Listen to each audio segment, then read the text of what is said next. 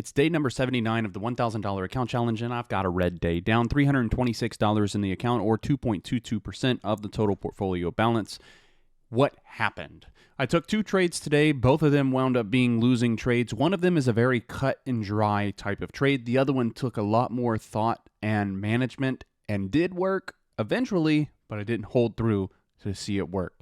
Let's break it down. If you don't know, my name is Gates. I'm taking $1,000 and I'm day trading options to see how far we can grow this account. Now, straight off the day trade watch list, we had SPY as a short idea below $499. Moving to the 5-minute time frame for SPY, it actually opens below or dips below $499 in the pre-market. So we move our level down to take it short below $498.5, which does work.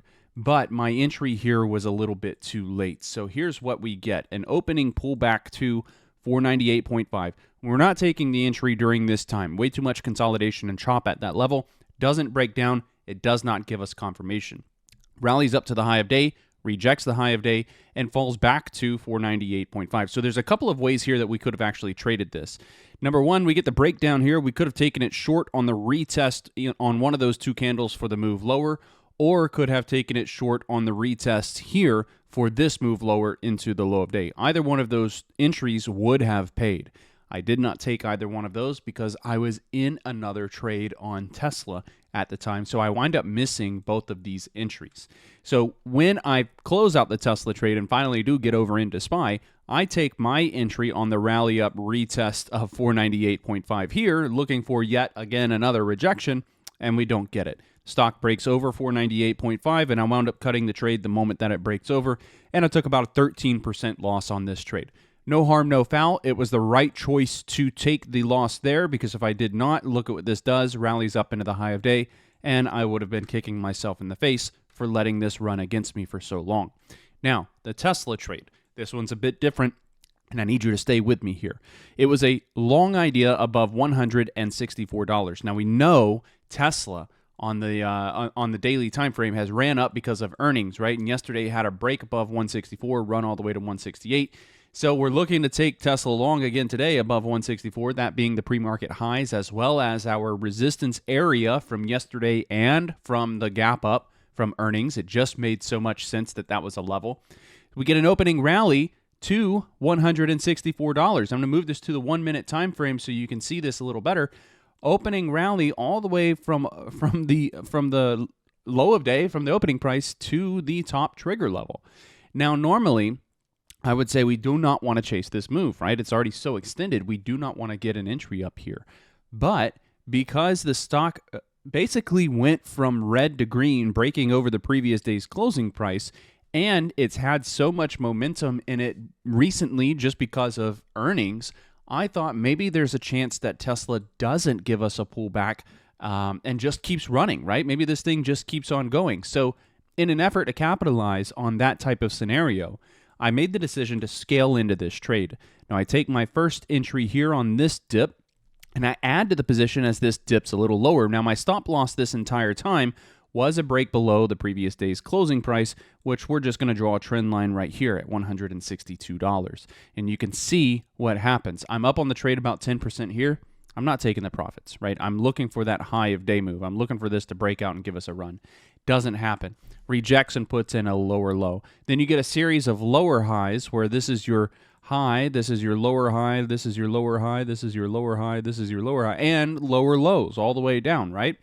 And as this continued to dip and dip and dip, I made the decision to add one more time just above my stop loss, and I said, this is it. This is the last and final add on this. If this doesn't work from here and it dips below the previous day's closing price, I'm cutting the trade. Because, look, what happened yesterday was this thing made a big run, right? Look at that momentum run here with hardly any pullback. When you get the pullback, it looks like this. Does this not look familiar? Look, let me screenshot this so we can just compare the two. Does that setup right there that I just screenshot, does that not look familiar to this? Let's see. You have a run up, pullback, and then the go, right? Run up, pullback, and the go. The difference is this pullback, you only get 1, 2, 3 peaks before this thing takes off.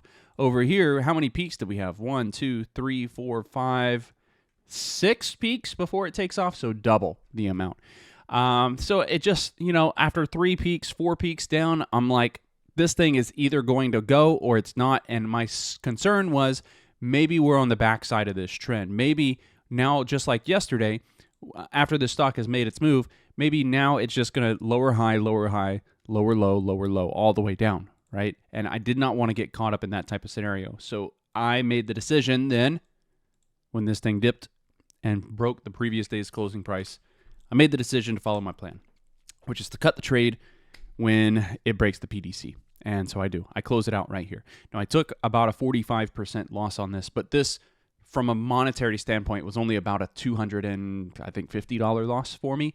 I was only in with 4 contracts. So I bought 1 contract here, 1 contract here, and then 2 contracts there to average in. And I would have probably gone in with more if this started to confirm. I might have even averaged up, but it never confirmed for me for the whole time that I was in the trade. Again, just lower highs, lower lows, right? So I just made the decision to cut. I think in real time, probably the right decision to make. I don't know how else I could have managed this trade. Right decision to make, because we didn't know that this was going to reverse like crazy. We had an idea that it could, but we didn't know for sure that it would. And sure enough, that was the last dip that it was going to make before it rallies all the way back up to the high of day, through the high of day, holds 164 as support, and gives you another run back towards 167 area. So very frustrating here. The Tesla trade, the idea was right. The timing here was wrong, but there was no way to know when the timing would have been right. So I suppose the only other way that I would have approached this today is just not even taken an entry at all. Not even touched it, right? Until either we get a break of this downtrend trend line and I market buy long here with the stop at the previous day's close, or I wait for the break of 164, the pullback retest of 164, and go long on one of these 3 dips for the run up towards the high of day. All right, that is it. Those are my 2 trades that I took for the day, both of them resulting in a loss for me and down $326 in the challenge account. That's okay. We made 1,000 yesterday, so we only lost about 30% of that 1,000. So we're still green on the week, still positive on the week, and that's always a good sign. Not the best day for me trading, but hopefully we'll come back next week a little stronger. That's it. Thank you so much for your time today. Press that like button for me if the video has helped you out, and consider subscribing to the YouTube channel as well, as it's just the best way to support me and this type of work that I do. Thank you so much, and I'll see you next week when we continue the $1,000 account challenge. Cheers.